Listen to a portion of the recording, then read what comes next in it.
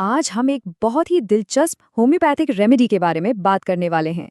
एक ऐसी रेमेडी जो शरीर से कहीं ज्यादा हमारे मन पर अपनी छाप छोड़ती है। तो चलिए H.C. एलन की नोट्स की मदद से एग्नेस कास्टिस की इस अनोखी पर्सनालिटी को समझने की कोशिश करते हैं। तो चलिए इस सफर की शुरुआत एक बहुत ही गहरे सवाल से करते हैं। क्या ऐसा हो सकता है कि शरीर तो अभी जवान हो लेकिन मन वक्त से पहले ही बूढ़ा हो जाए? और पता है, इसी सवाल की जड़ में एग्नेस कास्टिस की पूरी कहानी छिपी है। तो सबसे पहले ये समझते हैं कि एग्नेस कास्टिस की ये जो पर्सनालिटी है, आखिर ये बनती कैसे है। मतलब इसकी शारीरिक और मानसिक नींव क्या है। और यहीं से हमें अपने उस पहले सवाल का जवाब भी मिलना शुरू हो जाएगा। देखिए, इस रेमेडी से जुड़े लोगों का जो शारीरिक गठन होता है ना, उसे अक्सर लिम्फाटिक कहा जाता है। अगर आसान भाषा में समझे तो उनका शरीर थोड़ा नरम, धीमा और सुस्त होता है। और यही शारीरिक बनावट, आप कह सकते हैं, उनके मानसिक लक्षणों के लिए एक स्टेज तैयार करती है। अब अगर दिमागी तौर पर देखें तो ऐसे लोग अक्सर खोए खोए से रहते हैं। उनकी याददाश्त कमजोर होती है और किसी भी बात को ठीक से समझने के लिए उन्हें उसे 2 बार पढ़ना पड़ सकता है। ऐसा लगता है मानो दिमाग पूरी तरह से थक गया हो, अपनी सारी तेजी खो चुका हो।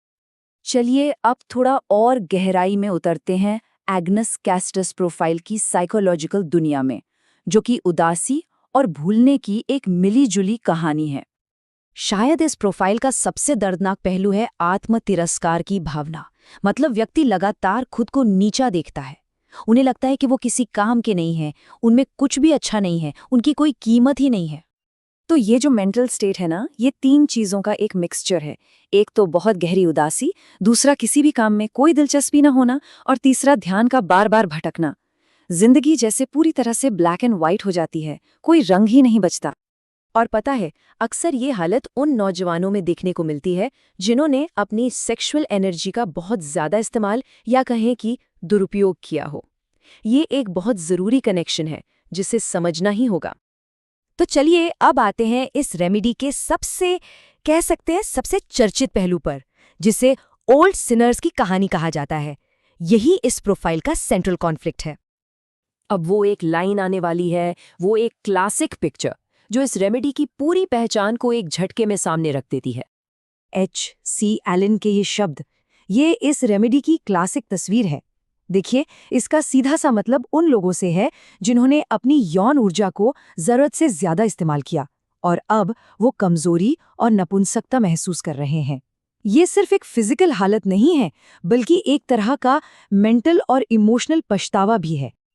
इस हालत के जो फिजिकल लक्षण है वो एकदम साफ हैं। यौन इच्छा लगभग 0 हो जाती है, इरेक्शन नहीं होते और जेनिटल्स ठंडे और ढीले पड़ जाते हैं।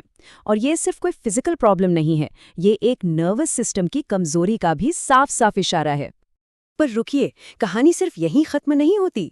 ये रेमेडी सिर्फ पुरुषों तक ही सीमित नहीं है। आप जरा देखते हैं कि महिलाओं में इसके लक्षण कैसे नजर आते हैं और इस प्रोफाइल के कुछ और हैरान करने वाले पहलू क्या हैं। पुरुषों और महिलाओं में इसके लक्षण अलग अलग रूप में सामने आते हैं। जहां पुरुषों में यौन कमजोरी इसका मेन फीचर है, वहीं जो महिलाएं बच्चे को दूध पिला रही होती हैं, उनमें दूध बनना कम या बंद हो सकता है। और इसके साथ आती है एक बहुत गहरी उदासी, एक ऐसा डर कि शायद अब वो बचेंगी नहीं, उनकी मौत करीब है। लेकिन इस रेमेडी का एक लक्षण ऐसा है जो आपको सच में हैरान कर देगा, बिल्कुल अजीब। कोई गेस कर सकता है कि वो क्या होगा? हाँ, ये वाकई बहुत अजीब है। व्यक्ति को ऐसा महसूस होता है कि उसके आसपास से मछली या कस्तूरी जैसी कोई गंध आ रही है, जबकि असल में वहाँ ऐसा कुछ होता ही नहीं है। ये पूरी तरह से उनके दिमाग की एक कल्पना होती है। तो चलिए अब इन सारे धागों को एक साथ जोड़ते हैं और एग्नेस कास्टिस की पूरी तस्वीर को समझते हैं, और ये भी समझते हैं कि दूसरी रेमेडीज के साथ इसका क्या रिश्ता है। देखिए, एग्नेस कास्टिस का दूसरी रेमेडीज के साथ एक बहुत ही इंटरेस्टिंग रिश्ता है। जब इसी तरह की कमजोरी की हालत होती है तो एग्नेस कास्टिस के बाद अक्सर कैलेडियम या सेलेनियम जैसी रेमेडीज बहुत अच्छा काम करती हैं। जैसे कहानी में एक चैप्टर के बाद दूसरा आता है, बिल्कुल वैसे ही। तो आखिर में अगर हमें एग्नेस कास्टिस की पूरी तस्वीर को एक लाइन में समझना हो तो वो क्या है? ये कहानी है एक ऐसे मन की जो वक्त से पहले ही बूढ़ा हो गया है। ये कहानी है गहरे आत्मतिरस्कार और उदासी की। यौन ऊर्जा के खत्म हो जाने की और एक ऐसी जबरदस्त कमजोरी की जो पूरे वजूद पर हावी हो जाती है।